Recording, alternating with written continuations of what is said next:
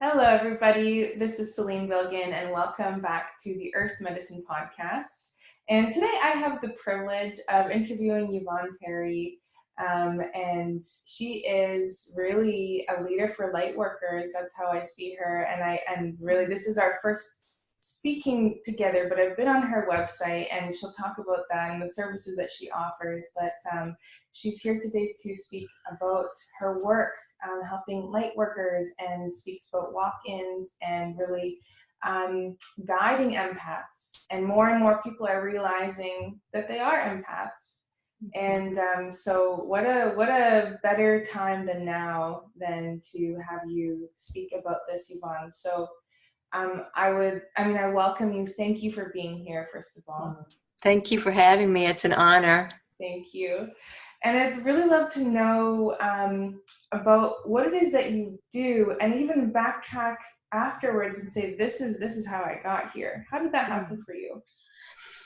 Well, it's a long story, and we only have a few minutes. But what I do is I do coaching, life coaching, just with empaths, people who have had some spiritually transforming situations in their lives that have changed them from one person to another, and they're integrating different parts of their selves and experiencing themselves as multidimensional beings of light, and working with a guidance team of the same. Some of what I'm doing is also working with empaths, and I know that's something that's near and dear to your heart, so I'm pleased to speak about that. Work also with people who are activating their light language, or the unknown angelic language, celestial languages, ET languages, what have you. And a lot of people are activating that, not really realizing what they're doing.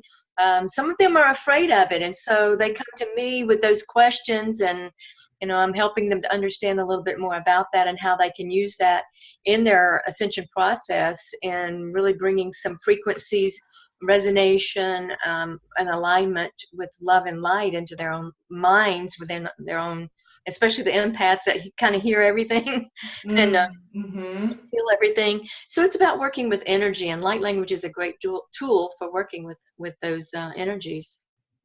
Beautiful. And so there's going to be two types of people that are listening to this. Either they have never heard of light language, and then those who are like, okay, I know what this is and how I can apply this, or maybe they're receiving these codes.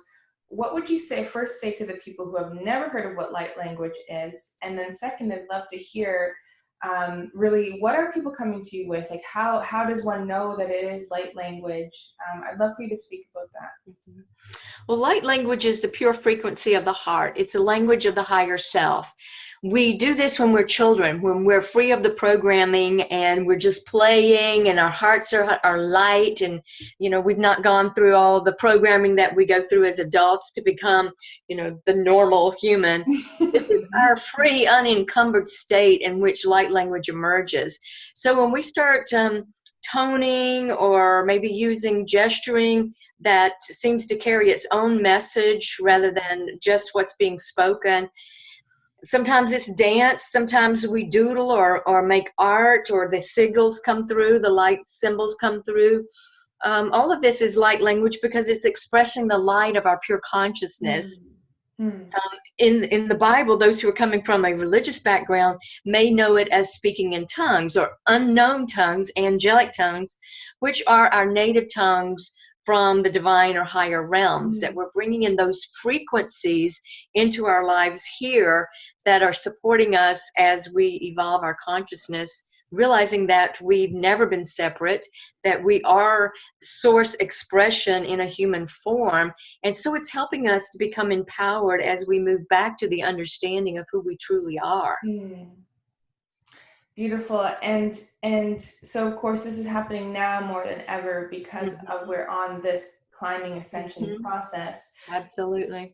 How would somebody listening know that this is not some random doodle that they're drawing, or some way that their body wants to move, but it is indeed light language? I think it's the energy behind it. If it brings a lot of joy to you, if you feel a lot of energy moving when you're doing it, maybe you speak it, and then something magical seems to happen. Maybe something that was stuck is now unstuck. Something that wasn't clear is now direction or information. You feel more instructed from within. Not necessarily anything that you learned out there, but it's like something just kind of dropped in after you Right. tone. Right. I know a Right. lot Like of a download. practitioners. Yeah, a lot of practitioners are using the toning of light language and are finding their clients are having a lot more powerful breakthroughs Hmm. than they were before. They were just, trying to do just energy work. This is like the booster shot for any energy work. It works with anything from reconnective healing to yoga to what's the Reiki that everybody seems to want to do.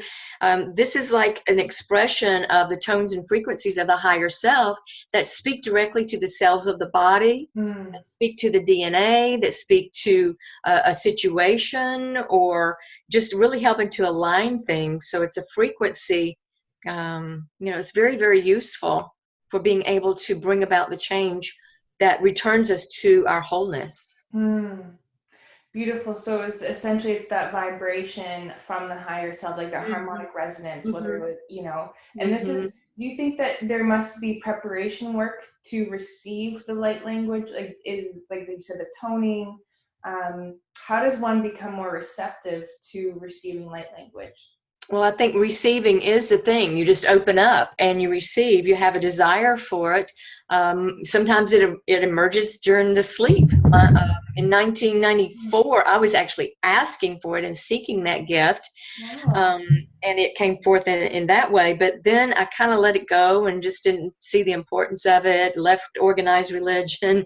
I was just doing my own thing. Had my own writing and editing services business, just real 3D in my thinking. Hmm. So when I had a head injury in 2013, Hmm.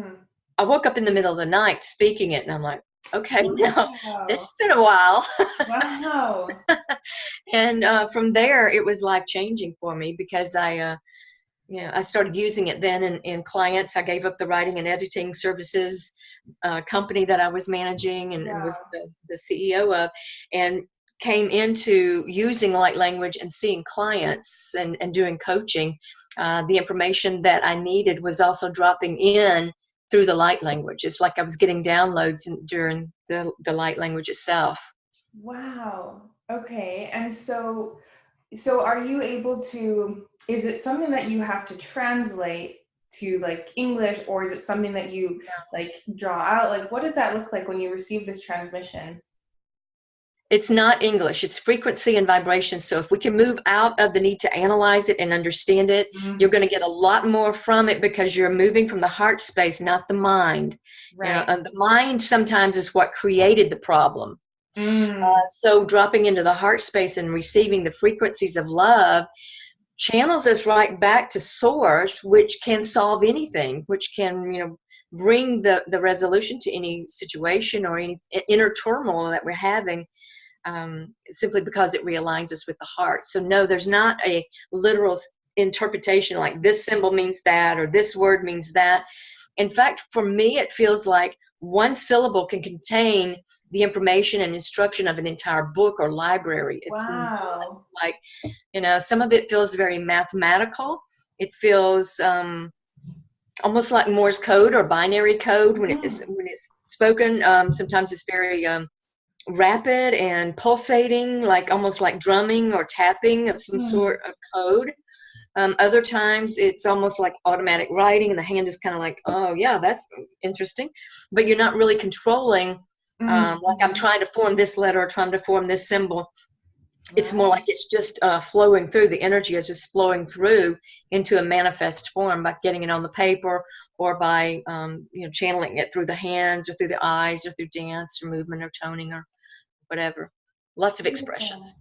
Beautiful. And I've heard this, I haven't yet heard it in person, light language, somebody, like verbalizing the transmission, and it's beautiful. There's like there's this, yeah, you feel it in your heart. I think it's a very it's an emotional language, Yeah. you know what I mean? And Yeah. it's Mhm. and I often myself, is it sort of like for those of us who, like, I have never experienced that coming through, at least that I know of. Is it something that you can just like relax into and absorb? Like, how does one work with, whether it's a practitioner or, you know, how does one work with light language? Well, sometimes it's spontaneous. So, like I said, I woke up in the middle of the night speaking, and other people have done the same thing. I remember seeing Jamie Price on a YouTube video, and she started doing the signing and the gesturing. I had not done that before, and I immediately like jumped up out of my chair and started doing the signing and the gesturing that she was doing, and I'm like, what the heck is that? Wow. So yeah, it can come, just very spontaneously like that. But then there are others who feel like they're just on the verge of it. They have such a desire for it, and there's just something blocking it from coming forth. And so sometimes I do some work with the throat chakra, with the expression center, clearing their field, working with frequencies in the brain that have caused them to believe that they can't or whatever. So there's some energy work to move some things out of the way so that this pure stream of loving consciousness can come through in a sound format, in a language-like format.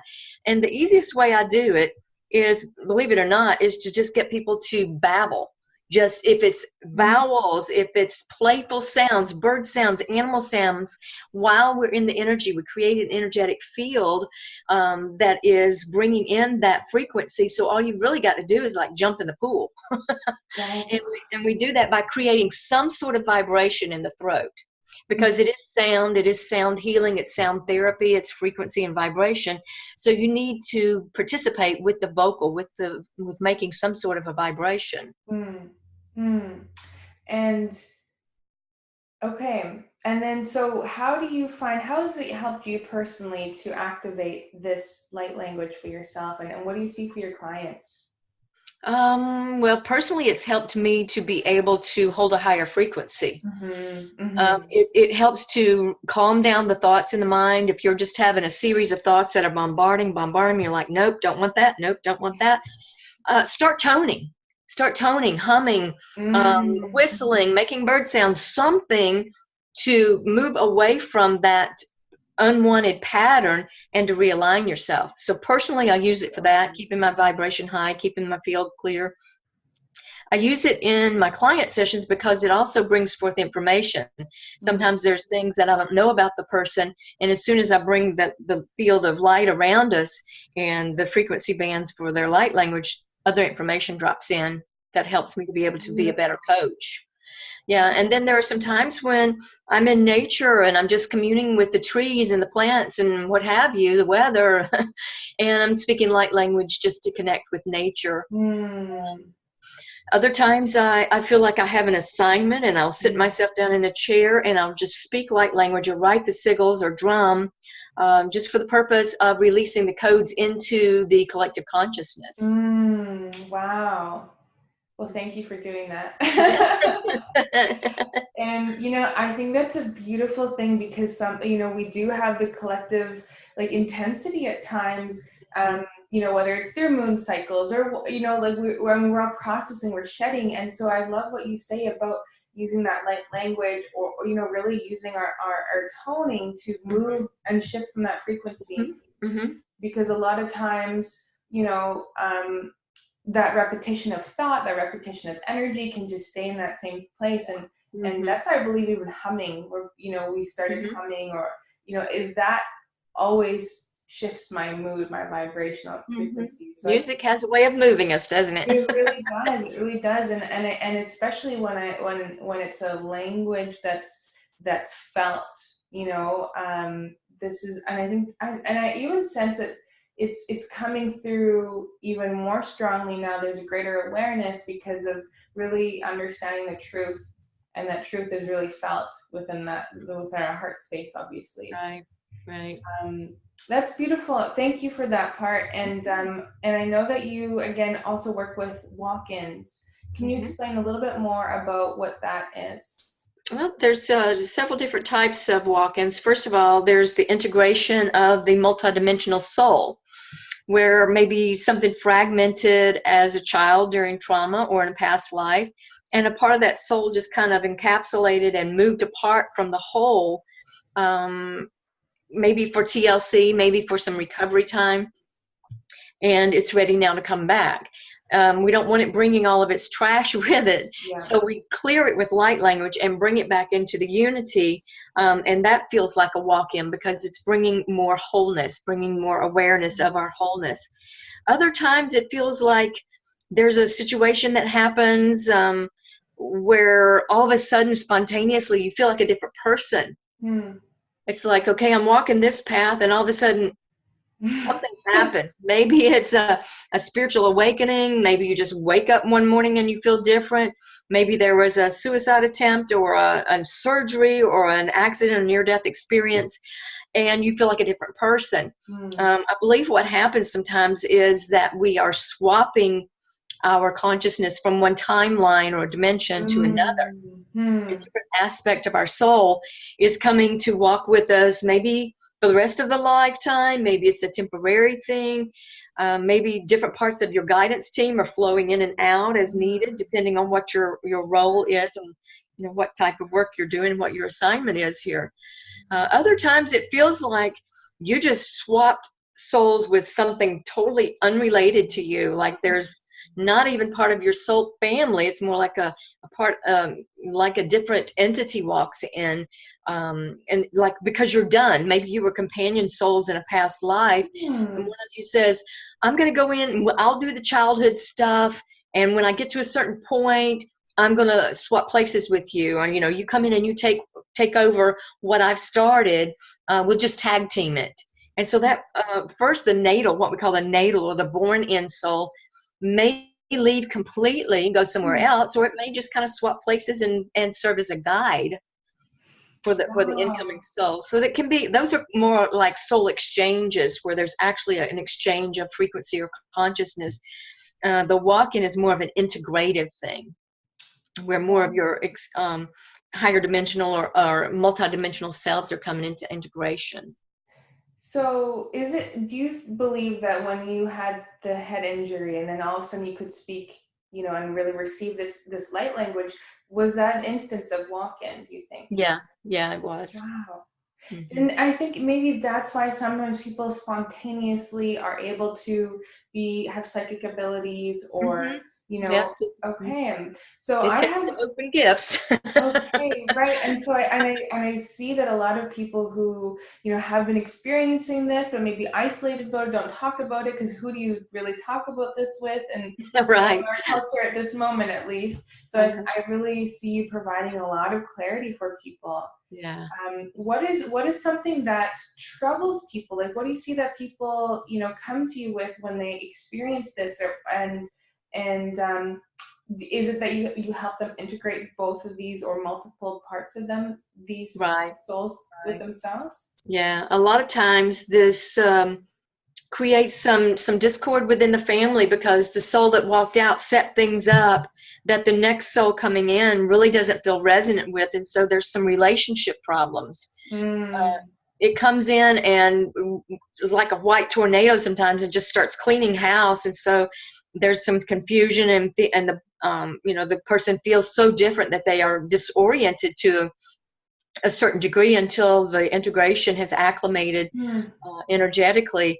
Sometimes the body, physical, has a difficult time integrating the new energies that come in, real fast. Yeah. And there's some anxiety or depression or feelings in the body that the body just can't handle the energy. So using the light language can help calm that back down.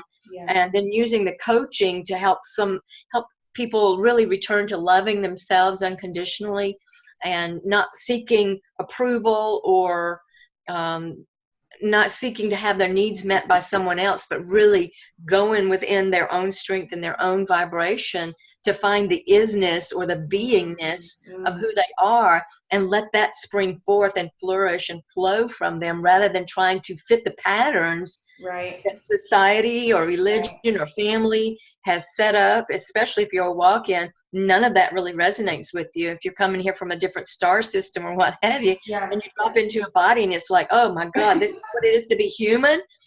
The thing I hear so often is, I don't want to be here. I don't want to be here. you know what, sometimes I honestly think I'm like, okay, like, I think I'm going to take a break from Earth for a little bit. So, and I understand because, and it's people who do have all this light, this something to share, and then they're also saying, I don't want to be here, you know, I'm good, and so I'm so grateful for the work that you do, because it does help people say, okay, this is what's happening. It helps people realize why they're here, and to really get okay with that mission to discover, you know, being here in the human body and transcending the programming is why you're here. So as you have these obstacles come up, you also have opportunity to use the resources you brought with you to transcend that pattern or that belief or that relationship into something more beautiful, more wholesome, more fulfilling, so that the mission can flow from you. You know, and that's beautiful, because I see that the people that they're like in closest relationship with perhaps need, like, there wouldn't have been any other way that they would maybe awaken or be impacted in that way. Yes. You know? Right. So I think that's I actually hadn't even heard of this phrase actually until really studying you a little bit more, and now speaking with you. So so that's really cool. And then the third group of people, which I can definitely relate with, and I imagine almost every person that's listening to this podcast is an empath.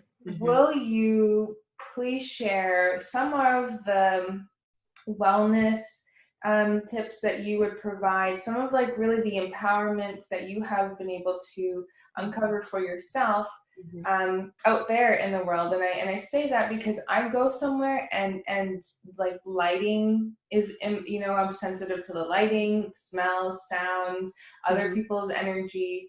How would you empower the person, especially in the holidays, you know, to walk strongly as an empath and really shine as these incredible beings that are out there? I think shine is the key word there, because what empaths tend to do is to bring in everybody else's garbage, so to speak, all of their thoughts, their feelings, their bad, you know, their bad day. That if you're having a bad day, an empath will probably have a bad day too, just by association. Realizing that that's not who you are. Your thoughts are not who you are. Your emotions are not who you are. Your body's not who you are. Other people's energy is not who you are. The more you can get in touch with your own frequency and really vibrate from your own soul essence and your own true nature, the less all this out here is going to affect you. You know, it's not about putting up walls and boundaries, although that may work for a while until you kind of get a handle on it. It's almost like you kind of isolate yourself until you can get a handle on it. But it's energy. It's all energy. So if you're interfacing with energy, you have choice about what to do with it. If you're interfacing with an energy that you don't like, you have choice. Remove yourself from the energy. Transmute the energy. Try to deal with it from a higher perspective, rather than battling with the energy or the person creating or holding that energy. It's more about seeing yourself and loving yourself in any situation than it is about trying to change anything externally. That's exactly right. You know, and I so agree, just seeing from personal experience. And I remember first starting on my path, and I would be like, oh no, like this person's not, you know, consciously eating about this or buying about this or whatever. And now it really is holding into my own frequency. And I still work on like, oh, that emotion isn't actually mine. And I'm not responsible for that person, you know, like fixing that person's upsetness, you know, and I mean, there is a responsibility that this path takes, absolutely. And I want to ask you, what are some tools that you can provide that really help you ground in your own frequency and really identify between yours and someone else's? The more you are in your own frequency, the more quickly you're going to pick up when something else outside of you is trying to interface or infiltrate your field. So instead of trying to push that out, push that away, or put up boundaries against it, I typically ask, what is this reflecting for me? What in me is still triggered by this? What in me needs to be resolved what are they showing and mirroring to me that I need to work on in myself? It Yes. takes off all the responsibility of trying to fix them or fix the situation, and you come inwardly, not as a judge to yourself, but as a love to yourself, to say, okay, maybe I do the same thing they're doing. Maybe this is my blind spot. Mhm. How can I use this as a lesson and a tool to Mhm. love myself more, so that I don't feel the need, first of all, to be triggered by them, or second of all, to act like them? Yes. So Yes. typically when you're feeling somebody else's energy and you're interfacing, it's because there's something still in you resonating or vibrating at that level. Yes. Yes. Absolutely. Or it wouldn't trigger you otherwise. That's right. Or it's just, that's right. It's just like a leaf blowing, right? And Mhm. I love that you mentioned with love, doing this with love, because it is so easy. And I have been there myself, just like coming from a place of judgment or criticism for myself, like, oh, you haven't learned this yet. It's like you're still triggered by that. Mm-mm. And without that energy of love, it doesn't matter what we change. It doesn't matter, all the, the whatever patterning that we're doing, if we're not coming from that place of love for self and others. And Mhm. I love that, again, the emphasis on the responsibility, coming in, tuning in, and seeing what's not resolved within ourselves. Yeah. What needs to be loved now? Yeah, What's asking for love in me? And you exactly. And can I come think with gratitude then toward that person for being their irate, most ugly self, to show you, wow, I have that option. I'm choosing not to act like that, or I could choose to battle right back and mirror right back to you all the exactly, ugliness you're showing me. But this is an exactly. opportunity to me to shine my light, rather than trying to dampen or put out yours.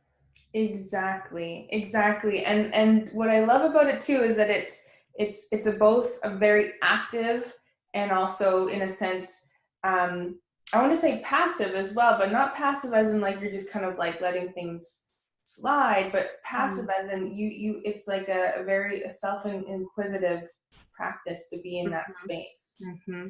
Mm-hmm. And anything else you would add to empaths who, maybe who have workplaces that are a little bit more intense for them, for example, or going out, getting Christmas presents, whatever it is. What other wisdom could you speak on?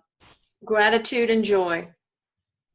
Those two high vibrations. Gratitude for everything. Gratitude for the situation, and totally being gratitude for yourself, for the light that you hold, for who you are.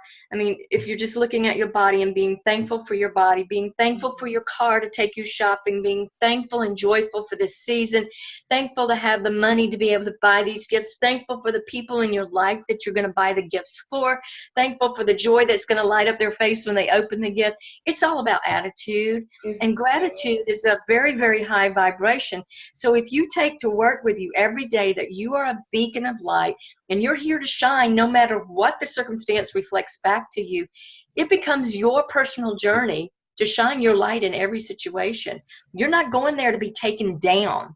You're not going there to do battle. You're going there to shine your light.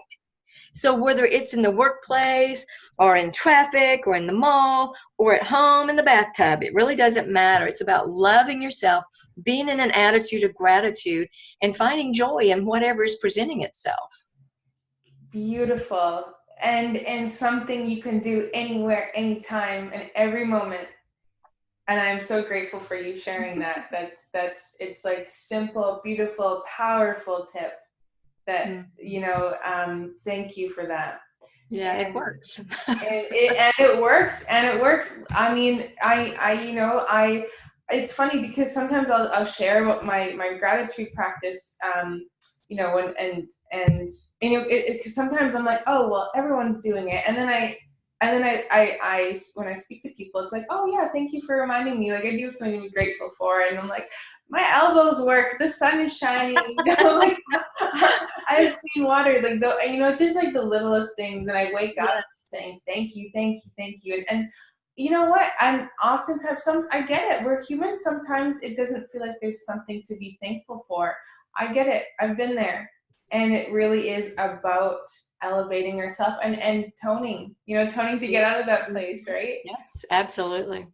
So I know you have some exciting offers. You have a webinar coming up. Can you share with us about what you have in store? Sure. Well, the webinar in December, I think it's the 13th next week, is a light language activations workshop. It's 2 hours online, $25. People in the class, they all pitch in. We share with one another our experience with light language. We bring in the frequency of light language, do some toning, do some vowels, drumming, and just really create a field that we can all receive from as well as put our light into. We come away from there deepening our experience with light language. Even those who have never had any experience, just curiosity brought them there, spirit curiosity. Walk away realizing that the doodling they'd been doing all along was actually light language, or that the intuitive dance that they were doing was light language, or that, oh my God, I'm speaking the languages. That's what that is. That's what that is. I've been doing it all along. But just a real sense of freedom is what we're taking away from that, and just raising our vibration, coming into our resonance with the light within us, and getting some tools for being able to carry that out into the world. Yes. So that's next week. We are oneinspirit.com. Look under the events tab, and you'll see the information for that. I'll link it as well. Yeah. And you offer coaching sessions as well. Coaching, got clients all over the world. So Skype, Facebook Messenger, telephone, what's the other one? Zoom, what we're doing here, to be able to connect with people and to help them with whatever's presenting, whatever. Sometimes people contact me, they don't even know why. They just have this feeling that they need to. And it's because they're carrying codes and I'm carrying codes, and we have pieces of one another's puzzle. Wow. And so share those together, it all becomes clear and makes sense. Yeah. So we become energy partners in that session, and sometimes it's repeat sessions because there's more than one come through in one session. But yeah, it's beautiful. I love it. So yeah, it's not just always about problems. It's not always about coaching you through a difficult situation. It's because we're coming together because we are aligning codes in the earth. We're working with the grids. We're working with the ascension templates and what have you. And we're here to share. I love that you say that, because I do see us moving away from just the healing, and going upwards and saying, okay, so you're working in bigger picture, we said the grid lines, and combining codes, collaboration, and I see that more and more, especially numerologically, year 2 just coming up. We're going to see more of that. Yeah. So is there anything else that you would really love to share with our listeners? Some parting pieces of guidance and wisdom that's coming through? Would it be okay if I just do a little transmission before we close? Please. I was going to ask, and I didn't know if I should put you on the spot like that. It's not putting me on the spot. It's my joy. I would be glad to. Thank you. So let's just take a deep breath and just kind of center and anchor right here in our heart space, because that's where our love comes from, and that's where we've got a lot of energy for the light language already. So somebody that's watching this is about ready to bust open. So let's just work with that fifth field.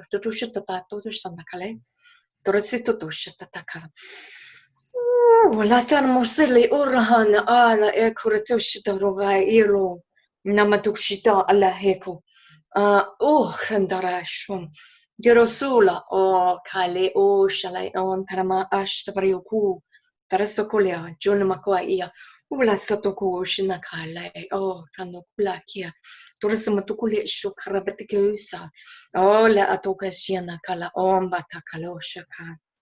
And so whoever is watching this and feels like they want to tone with me, just bring that on through, bring through the vibration.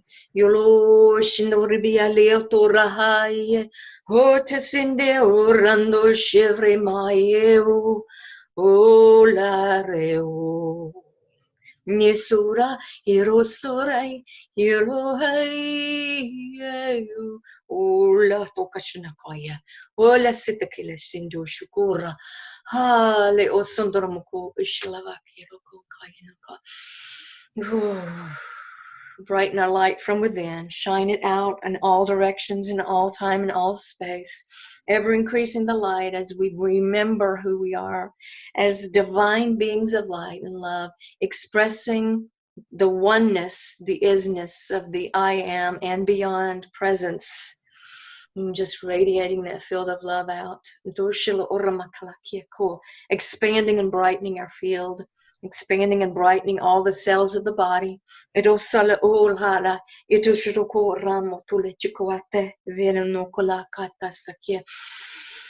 with a deep breath, just receiving everything that is here, that is for you. Receive it, receive it. Take it in, all the cells of the body, into the DNA, into all timelines and dimensions, into all soul aspects and counterparts.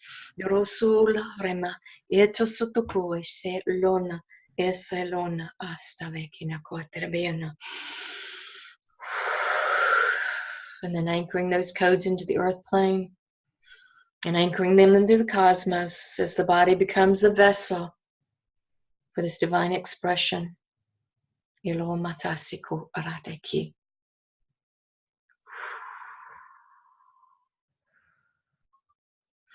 they're just holding that frequency. And as you're holding that frequency, realizing this is who you are. This is the vibration you carry. This is what you carry into the world. This is how you feel when you are in your true space. And then we ask for the ability to be able to operate from this field, from this space, from this true self-knowing, from this expression in everything and everybody that we interface with, in every situation, that we shine our light more brightly. And we become more loving toward ourselves and others, more accepting. And so it is, and so it is, and so it is.